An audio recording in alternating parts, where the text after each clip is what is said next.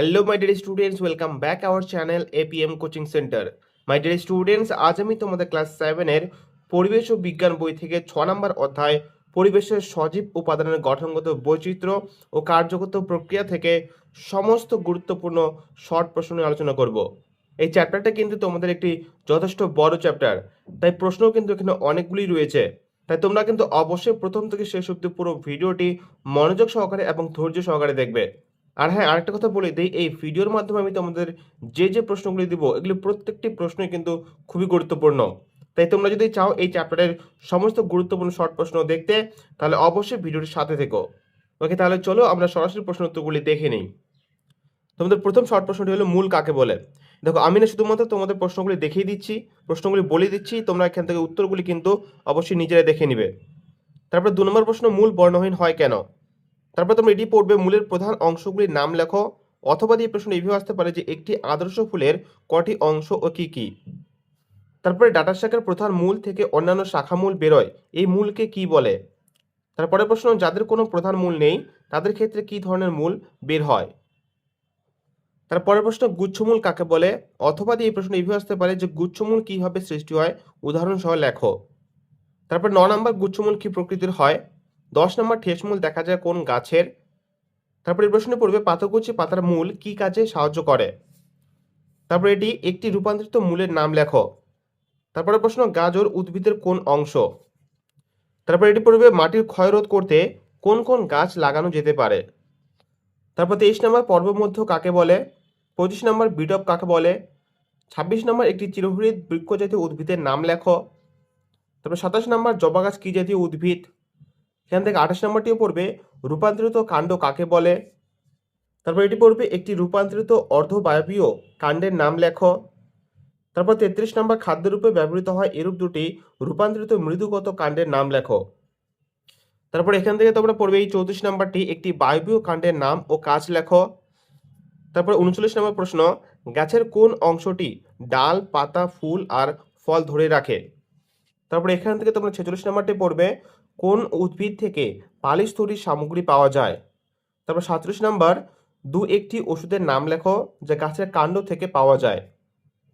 ওকে, এবার তোমরা এখান থেকে 4 নম্বরটি পড়বে, দুটি রসালো পাতার উদাহরণ দাও। তারপর 7 নম্বরটি পড়বে, একবীজপত্রী উদ্ভিদের পাতার শিরাবিন্যাস কিরূপ হয়। 8 নম্বর, দ্বিবীজপত্রী উদ্ভিদের পাতার কি ধরনের শিরাবিন্যাস থাকে। তারপরে 10 নম্বরটি পড়বে, উদ্ভিদের রান্নাঘর কাকে বলে। তারপর 11 নম্বর পড়বে, আদর্শ পাতা কাকে বলে। তারপরে 12 নম্বর, পাতার একটি প্রধান কাজ উল্লেখ করো।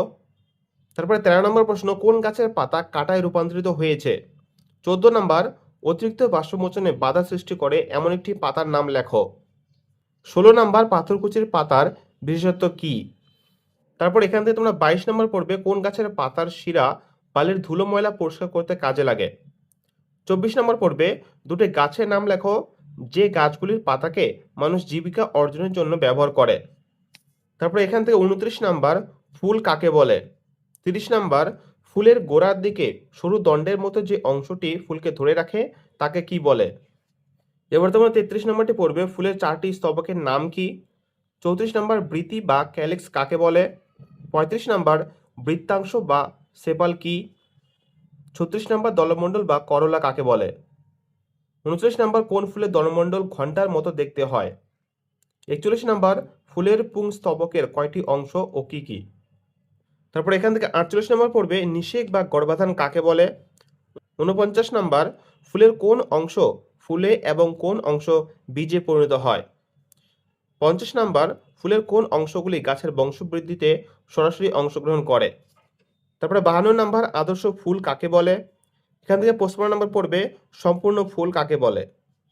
তারপরে 56 নম্বর, একটি উভলিঙ্গ ফুলের নাম লেখো। তারপর এখান থেকে 61 নম্বর পড়বে, রাতে বা দিনে কোন কোন ফুল ফোটে। তারপর এখান থেকে 2 নম্বর পড়বে, পেরিকার্প কি। 4 নম্বর, সরস ফল কাকে বলে। 5 নম্বর, নিরস ফল কাকে বলে। 7 নম্বর পড়বে, আমকে সরল ফল বলা হয় কেন। তারপরে 13 নম্বর, মটর কি জাতীয় বীজ এবং এটি দেখতে কেমন। তারপরে এখান থেকে তোমরা পড়বে 19 নম্বর, ভ্রূণাক্ষ কাকে বলে। এবার তোমরা 31 নম্বরটি পড়বে, কোন প্রকার উদ্ভিদে সস্যল বীজ দেখা যায়। তারপর 33 নম্বর পড়বে, মটর বীজকে অসস্যল বীজ বলা হয় কেন। তারপর 34 নাম্বার একবীজপত্রী বীজ কাকে বলে। তারপর এখান থেকে তোমরা 35 নম্বর পড়বে দ্বিবীজপত্রী বীজ কাকে বলে। 37 নাম্বার পরাগ মিলন বা পরাগযোগ কাকে বলে। 39 নাম্বার স্বপরাগযোগ কাকে বলে। 40 নাম্বার ইতর পরাগযোগ কাকে বলে। 41 নাম্বার ইতর পরাগযোগের দুটি সুবিধা লেখো। তারপরে 42 নাম্বার একটি স্বপরাগী আর একটি ইতর পরাগী ফুলের নাম লেখো। 43 নাম্বার কোন প্রকার পরাগযোগে বাহকের প্রয়োজন হয় না। 44 নাম্বার কোন প্রকার পরাগযোগে পরাগ রেণুর অপচয় কম হয়। তারপরে 45 নাম্বার কোন প্রকার পরাগযোগে পরাগ রেণুর অপচয় বেশি হয়। তারপর এখান থেকে 1 নম্বর পড়বে আবদ্ধ ঘরের কোণে একটি ধূপ জ্বালালে ওই ধূপের গন্ধ চারিদিকে আস্তে আস্তে ছড়িয়ে পড়ে, এটি কোন পদ্ধতির উদাহরণ। তারপর 4 নাম্বার উষ্ণতা বৃদ্ধিতে ব্যাপন কিভাবে প্রভাবিত হয়। অনুরূপ প্রশ্ন তাপমাত্রার সঙ্গে ব্যাপনের সম্পর্ক লেখো। তারপর 6 নাম্বার তরলে তরলে ব্যাপন প্রক্রিয়ার একটি উদাহরণ দাও। তারপর 8 নাম্বার পড়বে তরলে কঠিনে ব্যাপন প্রক্রিয়ার একটি উদাহরণ দাও। 11 নাম্বার একটি বিকারের জলে কিছু পরিমাণ চিনি মেশালে চিনির অণু ধীরে ধীরে জলের সর্বত্র ছড়িয়ে পড়ে, কোন প্রক্রিয়ায়। তারপরে 12 নাম্বার কোন প্রক্রিয়ায় ফুলের গন্ধ পরিবেশে ছড়িয়ে পড়ে। তারপর এখান থেকে 34 নাম্বার পড়বে ব্যাকটেরিয়া ঘটিত রোগের চিকিৎসায় ব্যবহৃত দুটি অ্যান্টিবায়োটিকের নাম লেখো।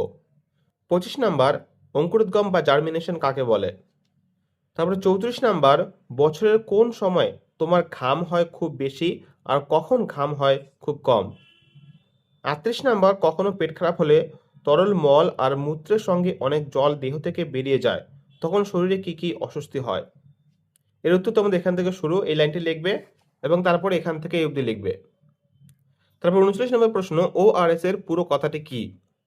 তারপর এখান থেকে 44 নম্বর পড়বে কোন কৌশলে উদ্ভিদ বাষ্পমোচন করে।